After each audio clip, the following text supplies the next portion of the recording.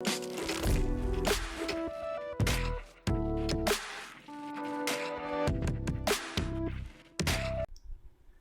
everyone, welcome to Chess Advance. This is a game from round 8 of Tata Steel Masters Edition 2023, and this is a game between Fabiano Caruana and Magnus Carlsen. And definitely, what a brilliant game it is. This game features the main line of Rouleau's and Morphy's defense, and both Magnus and Fabiano had actually won their previous round, so let's see how they do it. So without further ado, let's get on with this game. So Fabi goes for e4, e5, knight f3, knight c6, bishop e5 at a6, Morphy's defense. Bishop goes back to a4 and Magnus goes for knight to f6 and Fabi just simply castles. Magnus goes for bishop to e7, getting ready to castle, and Fabi goes for rook to e1. Magnus goes for b5, bishop b3, and Magnus just simply castles. So there's nothing new, the main line of Morphy's defense. And Fabi goes for a4 and Magnus pushes the pawn further to b4 and Fabi goes for a5, not letting Magnus play a5 and cementing the pawn on b4. And Magnus plays d6, getting ready to develop that bishop. Fabi goes for c3, Magnus plays rook b8, and now this queen always has to keep an eye on this bishop, as after b captures and c captures, this rook will always attack the b3 bishop. But okay, Fabi goes for h3, not allowing any bishop g5 ideas, and Magnus does the same, and Magnus plays h6. Fabi strikes in the center with d4, and Magnus captures once, b captures, c captures, and Magnus releases the tension in the center and goes for e captures on d4. Now, you don't want to capture this pawn from c captures, as Magnus will always have this nice d5 idea.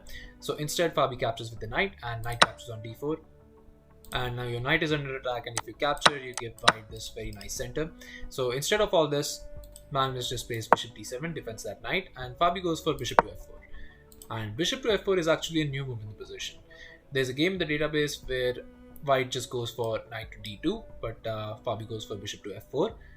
So definitely this is going to get very interesting from here onwards. And Magnus goes for knight to e5, getting that knight to a nice central square, and Fabi develops the final piece in his camp, and Fabi goes for knight to a3, and Magnus plays rook to e8, getting that bishop to f8, which can be used for defensive purposes, and Fabi moves the bishop back, as some point you would want to play f4 in the position.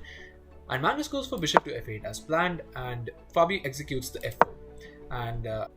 And Magnus post-interview said that he was very happy to see this f4 move, as now after all the trades takes place, he would have this nice bishop on c6, which would be very useful for other attacking purposes.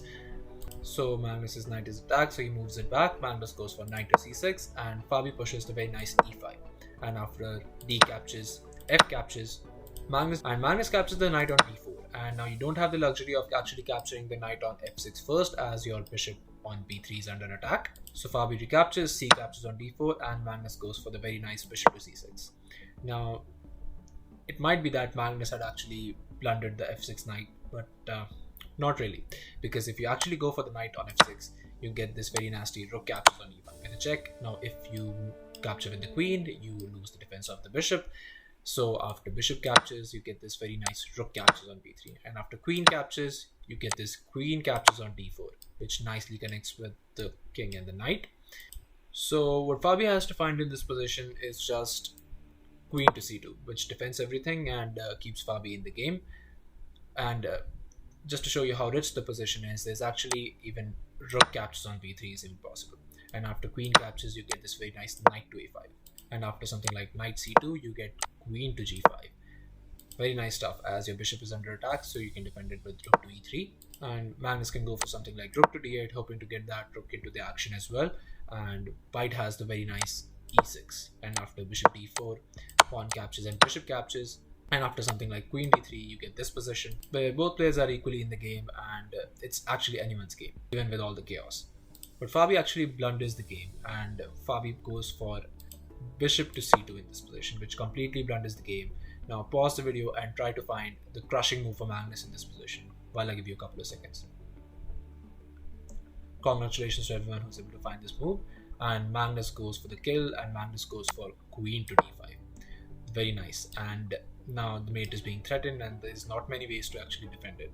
Even with the best defense with something like queen to e2, you get the main move of this line, which is the nice rook left with rook to b4. Now if you go for something like rook to d1, defending it, Black will just happily capture this as it open up this attack on knight on a3, and once the knight moves back, you get this queen to c5 threatening all sorts of nasty discoveries. So after rook captures, queen captures with the check, and once the queen blocks, you can just exchange everything. And after something like bishop to c5 check, you'll just go king to e2. You can go for this knight to h5, and now your bishop is under attack. You have to move it, and after something like bishop to h2, you'll just gobble up all the pawns. And even with something like knight to c3, getting the knight in the game, you can just play bishop to b4, and now there's no hope for white in this position. So instead of all this, Fabi actually tries rook to e2, but Fabi completely misses the idea, and Magnus just goes for the same tactic, and Magnus plays the very nice rook lift with rook to b4. But okay, Fabi goes for king to h2, and Magnus just captures the d4 pawn, and Magnus goes for rook captures on d4, and Fabi goes for queen to b1, hoping to get some miracle in the game, but now the position is actually completely lost for Fabi. So pause the video and try to find this absolute insane move for Magnus, which ends the game on the spot, while I give you a couple of seconds. So congratulations to everyone who's able to find this move, and the move is actually rook to d2. Amazing stuff, as after rook captures, queen captures, you're threatening mate, so there's not many ways to defend it, and the only way to defend it is just go for queen to f1. And after queen to f1, you get this very nice knight to h5.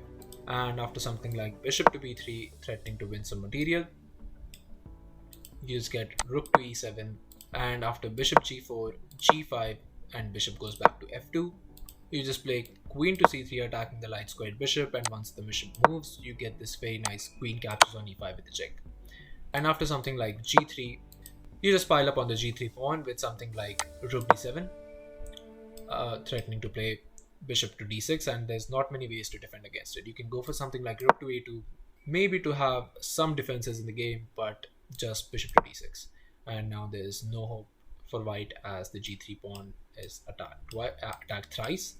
And if you ask for a queen trade in this position with something like queen to e2, white will just ignore you, and white will play queen to f6. Very nice. And if you go for the knight, you just get bishop to f3, and now your queen is actually trapped. So black's position is so good in this position, there's all sorts of tactics available.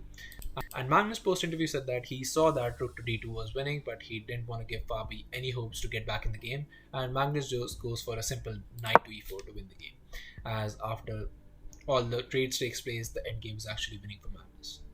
So bishop captures, rook captures, queen captures, and bishop captures.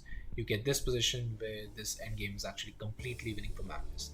Fabi tries a few more moves. Fabi goes for knight to c4, and Magnus just goes rook to b8, getting the rook on the knight's open file. Fabi plays rook to c1, Magnus goes for rook to b5. Now if the knight ever moves, he'll just gobble up this pawn, and Fabi tries to create some chances and goes for actually e6. And Magnus just captures it, and after bishop captures on c7, Magnus just plays rook to c5, attacking both the bishop and the knight, and Fabi moves the bishop back, bishop to f4, but now Magnus just played bishop to d5, and it was in this position that Fabiano Caruana resigned the game.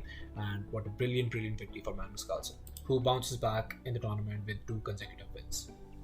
So yeah, Magnus will definitely move through the tournament with a positive attitude, and let's see how he does it in further rounds. So thank you all for watching. I'll be coming up with another amazing game from Tata Steel or from Chess World, so stay tuned for that, and I'll see you guys very soon. Thank you all.